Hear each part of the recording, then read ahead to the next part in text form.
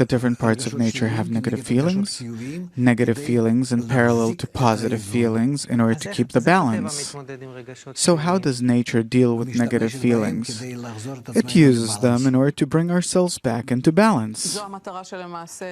This is actually what the system of nature, this is the feeling that it awakens in us in order for us to return to the right, correct kind of balance. And then we'll understand both the negative systems and the positive ones, and we'll be in between them as the masters of the system. So we won't suppress or try to cover the negative feeling. No. We will complete it by positive feelings. You talked about balance. Suppose we take a negative feeling like depression. What kind of feeling can balance it out? Joy? Happiness? But what do you mean happiness? It's the furthest thing from depression, right? Exactly. So a person gets up in the morning and he feels completely depressed. Everything's black. What joy? What are you talking about? No, you have to learn how to do it. I can't explain it in the minute and a half that we have left. No, I don't mean that, but depression as a negative feeling, the first lesson you said is, don't relate to it as something bad. It's an invitation to develop. Yeah, it's a sign of illness. To develop to what? To the good? Good is joy? Yes, but I don't feel joy. I have no happiness. That's why I'm depressed. No, now you have to find the source of joy and happiness. Where does it come from? Because you know what the source of life is, the reason for the depression. You have to relate to all of these means as a stimulator. Then you will relate to the bad as to the good.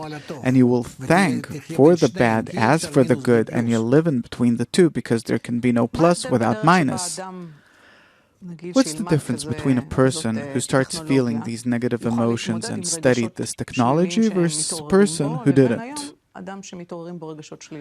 What's the difference between them?